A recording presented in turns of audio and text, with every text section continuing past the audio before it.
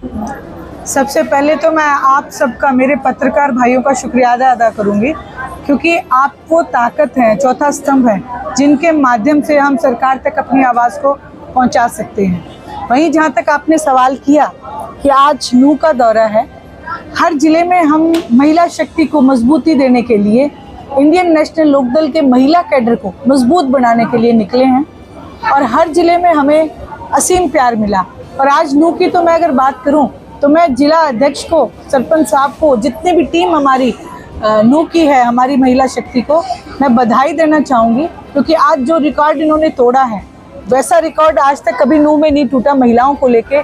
तो अगर यहाँ पे जागरूकता है तो आप समझ सकते हैं कि समस्त हरियाणा प्रदेश में इंडियन नेशनल लोकदल पार्टी मजबूती की तरफ जा रही है।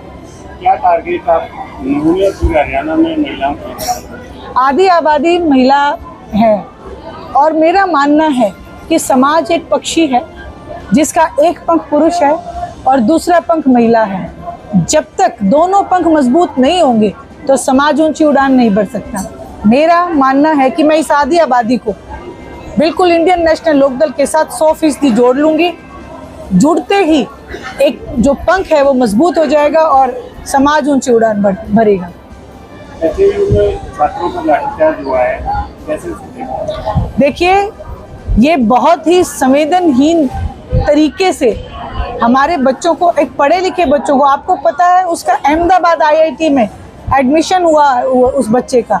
जो बच्चा इतना इंटेलिजेंट होगा, उन बच्चों को तंग करके, परेशान करके, उनके आगे बढ़ने के रास्ते में जो रोड़े खड़े किए जा रहे हैं, मैं उसकी घोर निंदा करती हूँ। Indian National Lokdal party student union के साथ है, हमेशा साथ देगी और जो सरकार में बैठे लोग अत्याचार कर रहे हैं उनके खिलाफ आवाज़ उठाएगी।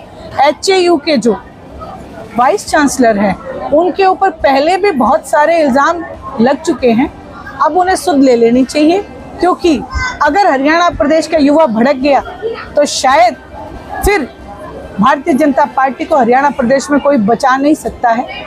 वहीं जो लाठीचार्ज हुआ वो पुलिस के द्वारा नहीं हुआ, वो वहाँ के जो लोग हैं, जो कोई उनके जो टीम में शामिल है या कोई चपरासी है या जो वहाँ पे काम करते हैं, इवन इलेक्चरर एक, मैं कहती हूँ कि गुरु है।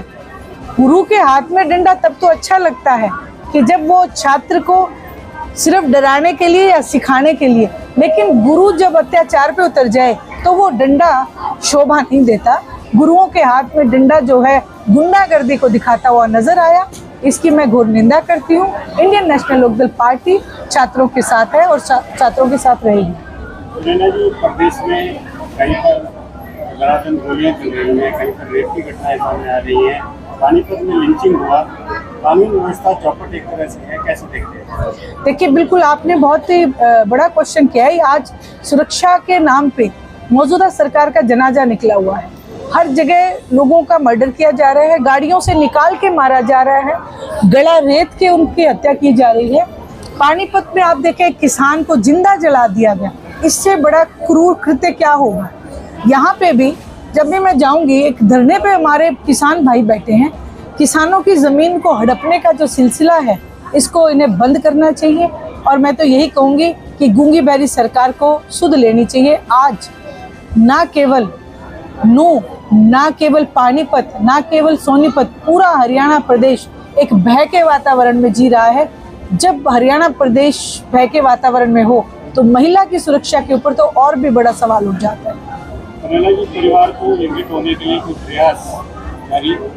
देखिए, मैं बहुत बार कह चुकी हूँ इस मामले में।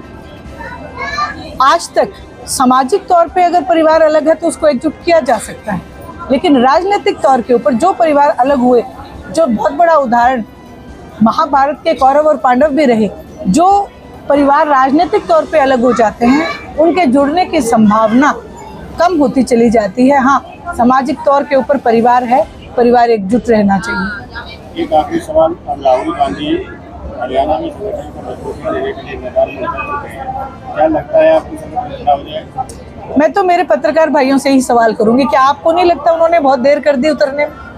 आज हरियाणा प्रदेश को लूट लिया गया, हरियाणा प्रदेश को एक बरगला के इनके शीर्ष नेतृत्व ने, भूपेंद्र सिंह हुड्डा ने मेज के नीचे से हाथ मिला के और भारतीय जनता पार्टी के लोगों की सरकार बना के, और आज राहुल गांधी जी हरियाणा प्रदेश में आए हैं। अब तो हरियाणा प्रदेश में अगर नेहरू जी भी खड़े होके आ जाएं तो भी मुझे नहीं लगता कि कांग्रेस का कुछ बनेगा।